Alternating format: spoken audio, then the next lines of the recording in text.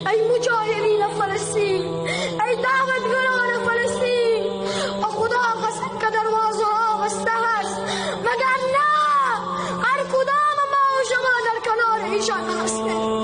رسول الله صلی الله علیه و سلم فرمودند که روزی میرسد امت من مثل کاسه خزای تبدیل میشه.